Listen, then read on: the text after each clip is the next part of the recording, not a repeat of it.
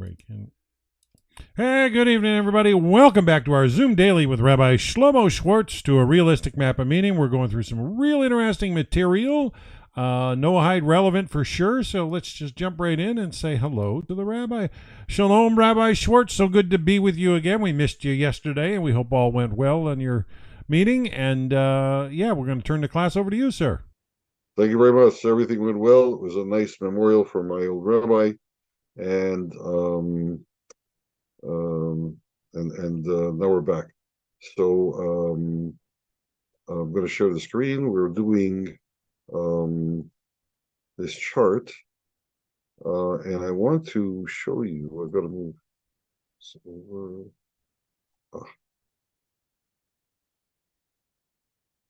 Okay. I've added two columns to the right. Last night, I think that we were here, I only had the level column, and now I'm adding the divine code, and because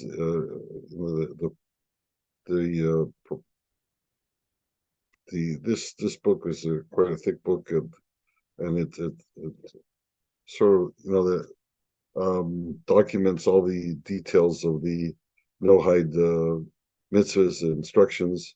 And I wanted to see where I differ from it. This, the people who put this together are scholars, and but you can always have other scholarship and other approaches. So I want to see where we coincide and where we differ. So I'm adding this, and so I just started, and I think if I go up here, how do I get this?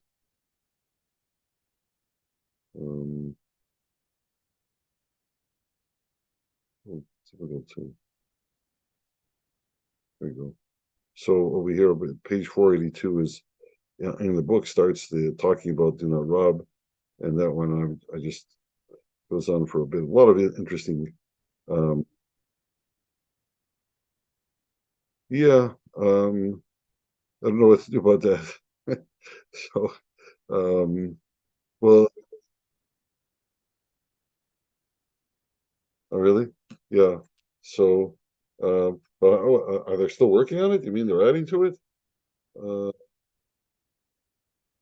So usually the page numbers are okay. Well, we'll see what happens. I guess I got to put in the edition number. I can put the edition on top, so we can find it at any rate.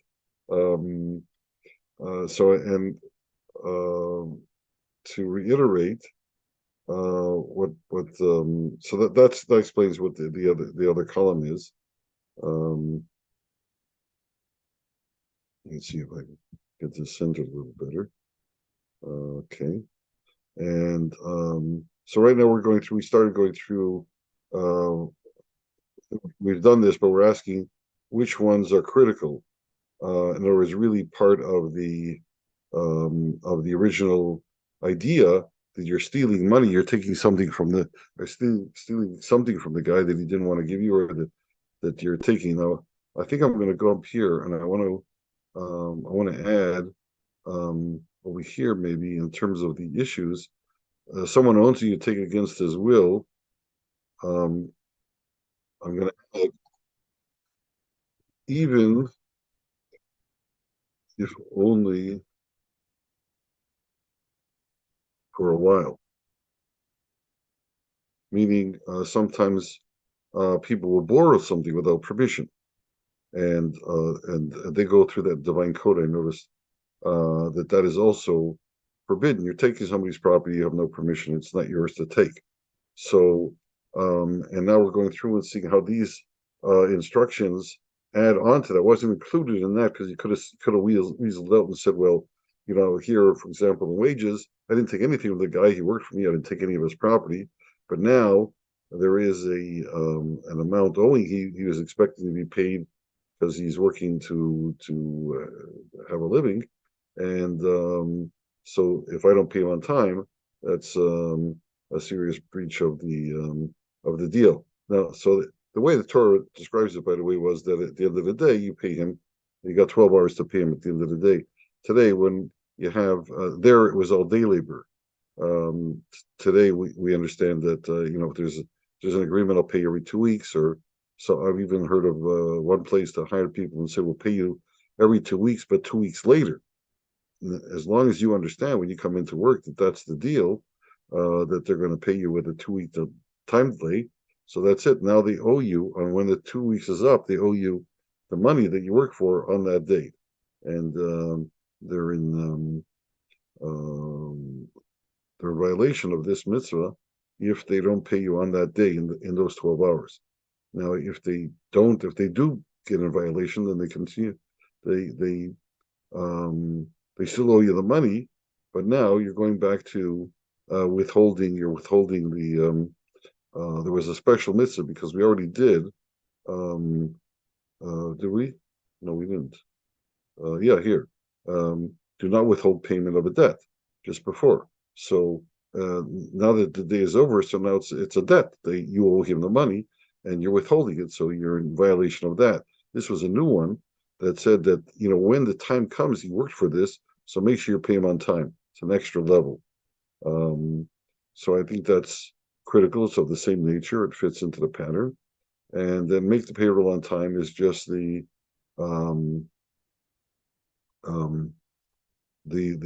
corresponding positive, and suggest that you prepare when you know that you have to make it on time. Prepare to have the funds available, so that too would be, I guess, critical. Just put it in there as the positive part of it. Now the next one is do not press an owner to sell. So this was very interesting, and before we get there, let me just go back. Yeah. Okay. So do not press an owner to sell. This is the 10th of the 10 commandments. And there's two of them because the Hebrew wording of the 10 commandments that appear in Exodus, Shmos, just after they meet up with Yisrael, there's the first description of the Sinai event. And then in Deuteronomy and Devarim, the fifth book, there's a recap when Moshe is speaking to the people just before they enter Israel. He's going over the whole history of their 40 years, and so there's another repeat of the 10 commandments, but some of the words are different. And the 10th commandment has different words, and in Hebrew, the first one is lo sachmod or tachmod, and the second version says lo sove, lo tove, and because they're different words and they're repeating the same thing, the rabbis, the oral Torah, the oral instruction comes to tell us that it actually expresses two different mitzvahs of the two different levels of the same idea, and they become two of the 613 mitzvahs. And what they mean is, do not exert undue pressure on an owner to sell. We don't mean forcing him by physical force, which was do not rob, but we mean here you make him an offer he can't refuse, to use the modern lexicon. You just keep upping the price and pestering him, and he doesn't want to sell, and you just keep up the pressure until he agrees to sell. So you never took it from him by force, but you undo sales pressure. And it's usually understood as being don't be jealous, but you're allowed to be jealous. So if you see somebody else has something and you want it, they got a new car, you want a new car, go and buy yourself a new car, no problem. You like their house, they got a big house, you can build a bigger one, you can be jealous. If you see that it's good for you. There's a whole different question of whether you're using your money properly or not, but if you become inspired to do something because somebody else has done something, that itself is okay.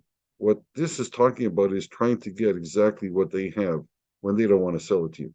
And the idea that I get from that by comparing it to the fifth one, which is the corresponding mitzvah on the first tablet, which are the ones between us and God, and that one is honor your parents, and which seems to be between us and people. But really, the way God steps into it is because God gave us our parents. He wanted us to be, present here on this earth, meaning with a particular DNA, with a particular heritage, with a particular language, with a particular education, with a particular geographic location, and all that goes in from our parents, socioeconomic status, and so on, that's the package that we are, that the raw material, and each person is unique in the raw material they're given, and then we have a mission to fulfill. So, but God selected that way to the parents represent the particular package that God wanted to insert into the world, and so that tells us that you have your own unique destiny to do it. When you're pressing somebody else on the other side, we're at the ones between us and others. When you're pressing somebody to sell you what they have, you're saying, I want to be you. I don't like my life. I want your life. And that is a no-no. You have your own life. You have your own destiny. You have your own accomplishments to get. And you can be inspired by somebody else's accomplishments and do something the same. But to get exactly what he has, to take it from him, that is the wrong attitude. And so that is the nature of that mitzvah. And the first one is to not actually exert the pressure on the owner. The second one is not even to plan the sales pressure. So not even to, you haven't done anything, you haven't spoken to the guy yet. You're just planning. You're researching. What can I do? What's he like? What can I possibly do to get what he has? So those are two separate of the 613 mitzvahs. And the question I have for you is: would you say that they are critical? Are they another a lower level or derivative of the idea of not robbing something from somebody? Given that the point of contention here is that at the end of the day, he agreed to sell it to you. He never forced you. He just kept planning it, and especially the second one, where you never even spoke to him. You're just planning the sale pressure. You never even took anything away from him. So that kind of sets up the answer I expect. But anybody want to offer an answer there? No, nobody's talking. So I'll say, I don't think this is critical. I think this is not necessary, necessarily incumbent on Noahites to observe, to follow. They can. I think it's the message is a good one, and when you understand what's going on, that you have your own life to live and so on. So that's certainly a course worth pursuing and abiding by, and it's a tremendous message. But if you can't help it and you just want what that guy has and you're planning sales pressure, you can't really say that that's included in not robbing the guy because he didn't take anything from him. So I'm going to call it optional.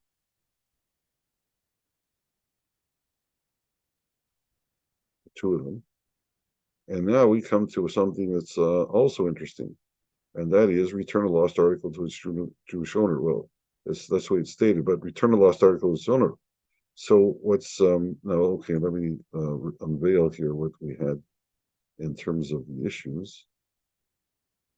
Just got to get this, drag it down.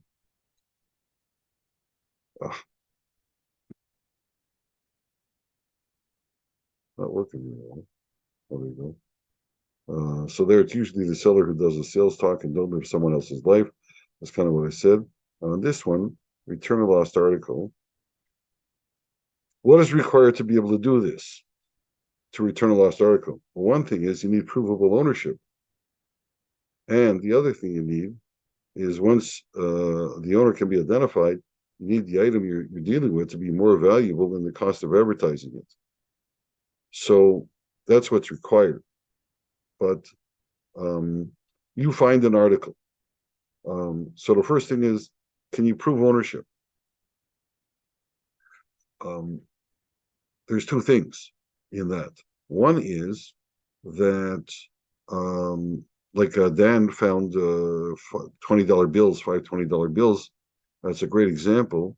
No one, you don't expect anybody to know the serial numbers. So how is somebody to identify it?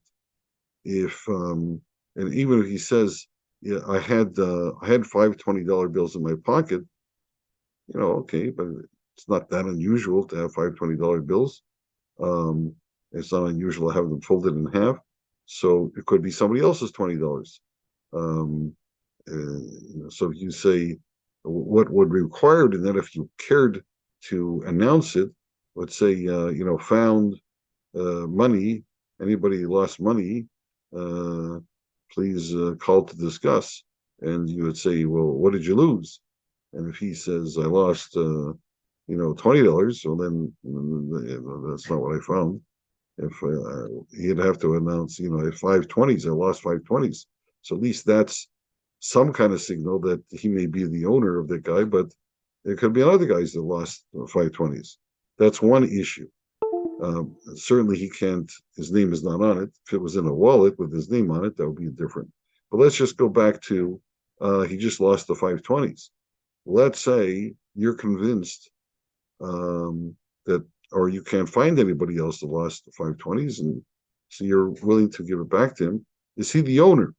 Because the other issue is someone who loses money like that, you can expect that they will have given up hope of ever recovering it, and thereby lost ownership rights, because you have to assert your ownership rights in order to be the owner.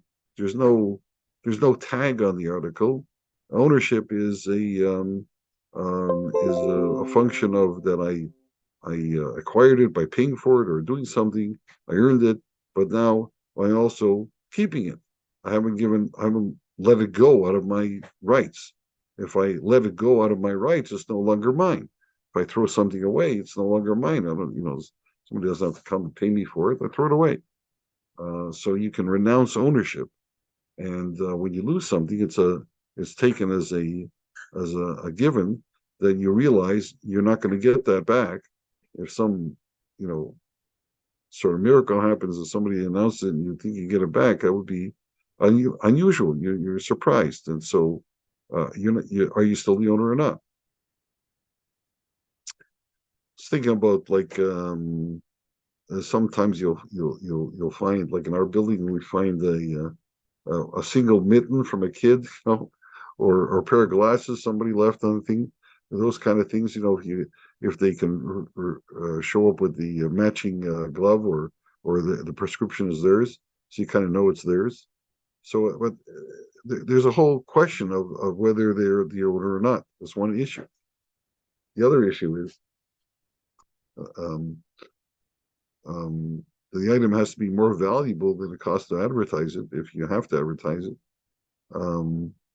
If you just throw it in the lost and found, you haven't really returned the lost article. You just renounced your own ownership in there and said, let somebody else worry about it. In other words, let somebody else go look for it. So it's a curious thing.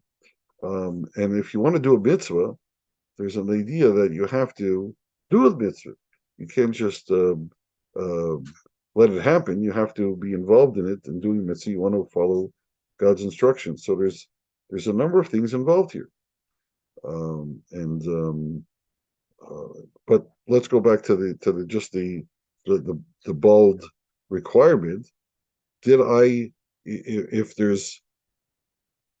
I find something, even if there's an owner ID on it, have I robbed the guy? Have I taken something away from him? I haven't.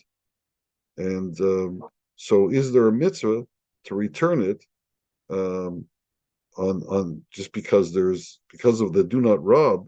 Would this be included? I would contend not. There's no duty, because I haven't done anything. I haven't taken it from him. I didn't force him. I didn't take it away from him. I found it, and I'd like to keep it. So the fact that he once had it, especially if he can't prove, there's certainly no mitzvah to give it back. There might be, no, there's no mitzvah to give it back. If he can prove it's his, like a wallet with his name on it and so on, even then, the normal would be that he gave up or ever recovering it, because people don't announce the lost articles like that. Generally, you lose something on a bus in New York City, you're not going to get it back. So somebody, now, having said that, I just heard last night by accident. Wasn't searching for this. Somebody told me, did you hear what happened in New York City? What happened was a guy went to a bank machine and withdrew $5,000. You can't do that here in Toronto. There's a limit of 3,000, but apparently they let you take out more than that. So he asked for $5,000, and the machine gave him 6,000. So when he got home, he counted the money. So he realized that he got more, and so he went back the next day to the bank, and he said, the machine gave me too much. Well, they were just a flabbergasted. It was a it was a Hasidic guy, I think. They were flabbergasted. The guy would come back and own up. They did have a record. They were short $1,000. Their records did indicate that somehow, somewhere, $1,000 went missing. So they were aware of that, but they didn't know who took it. They didn't have records of the machine, miscounted. So they were astounded that the guy would show up, made the papers and the radio news and so on, and everything like that. Now, the interesting thing though is that they never expected to get it back. It belonged to them. They gave you the wrong thing.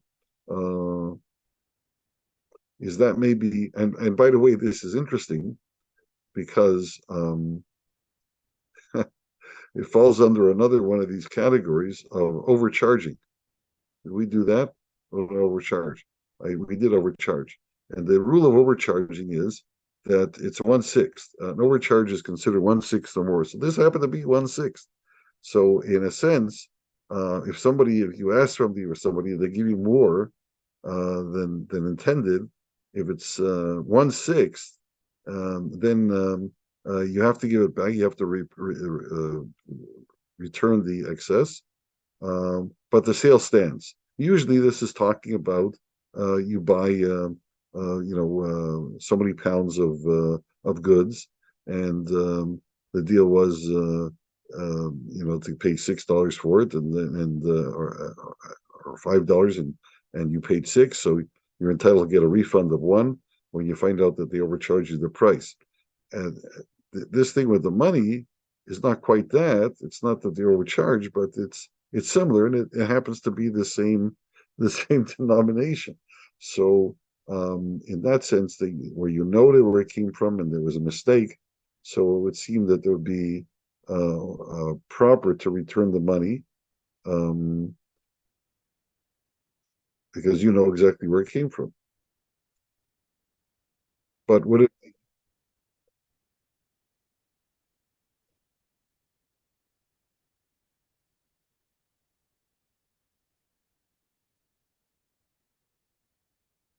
Normally, yes. That's my point, and I would say it's optional. But in this case, with the bank machine, it's interesting because there you do know that they give you too much. It might have been a case of overcharging, and you might do it like that. There's another aspect to it, and that is it might come under another category. There's a category of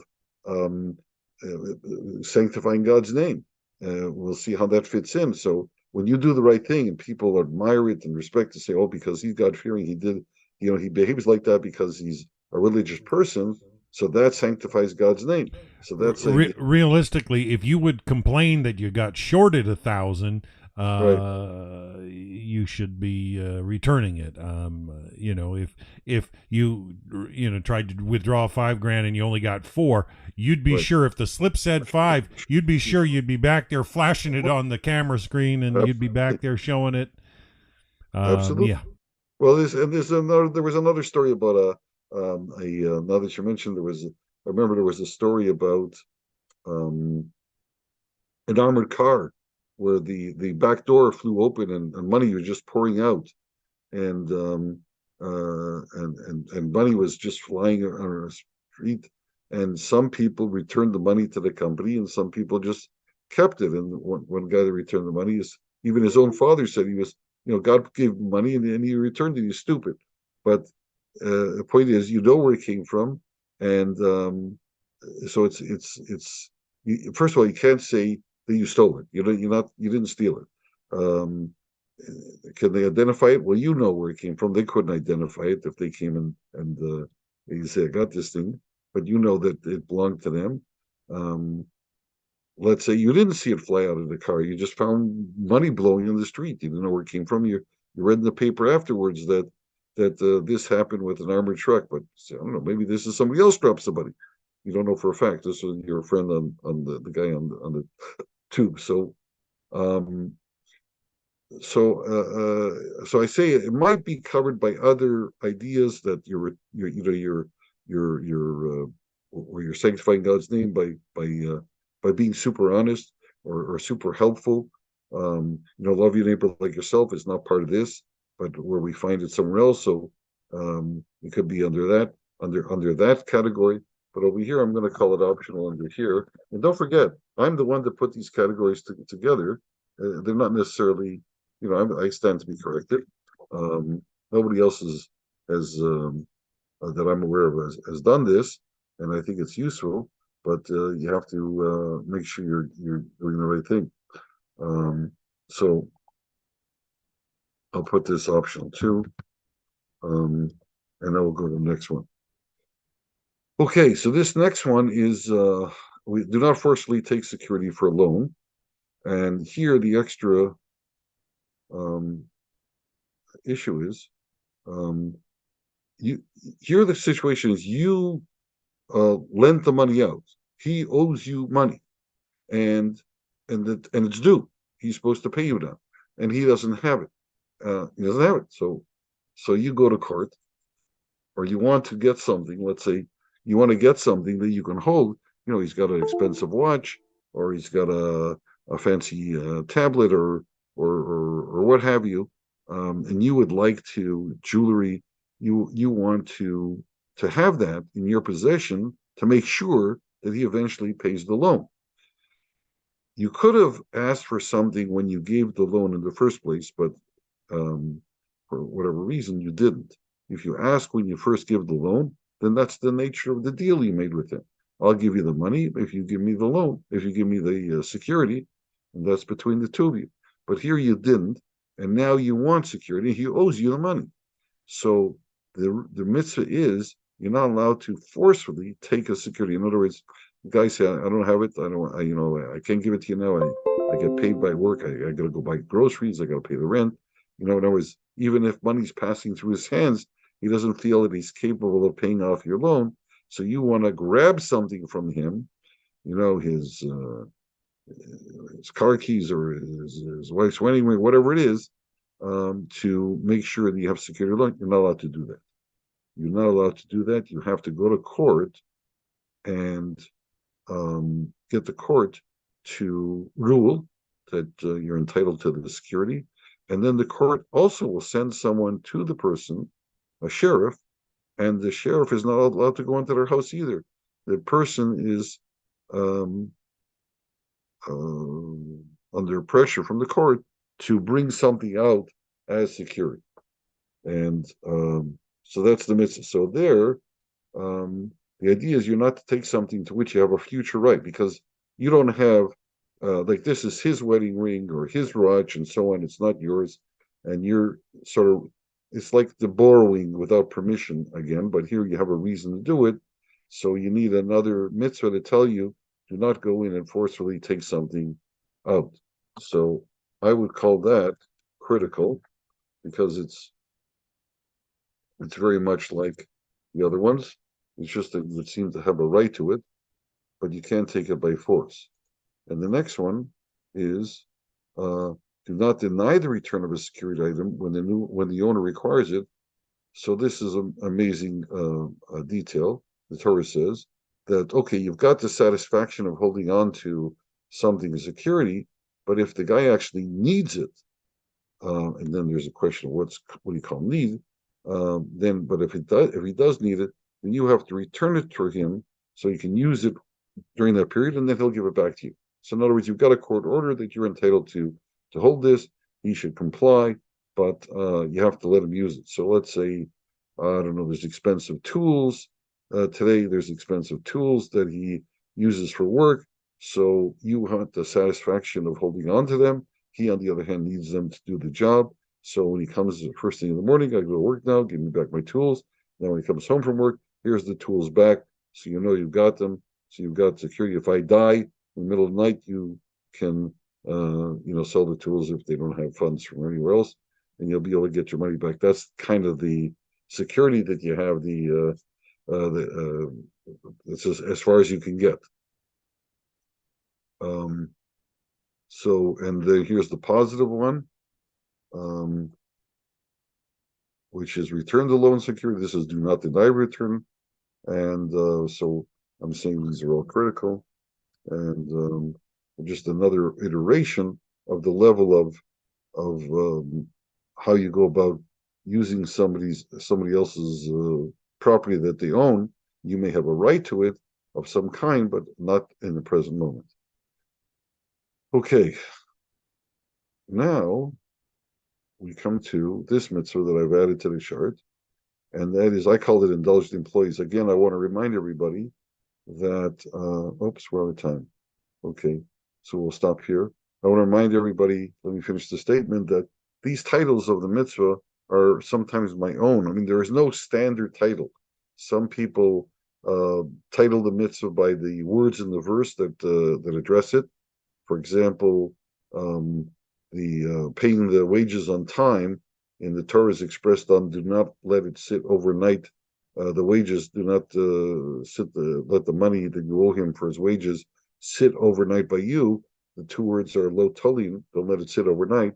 So that doesn't tell you that you're talking about payroll or wages or anything like that. But that became the title of the mitzvah by some authorities, and some other authorities spell it out, what we're talking about, and different sentences. So there's no particular classic title to a mitzvah, and that's why I've included the verses, because that is classic. If you look up the verse, it'll tell you what's going on, but you need the Torah, you need the oral instruction to fill in the details. Okay, any questions? Rabbi, Grace, Ronald, any comments, any questions? Okay. I'm good. Yeah, everything is right. It's good. Okay.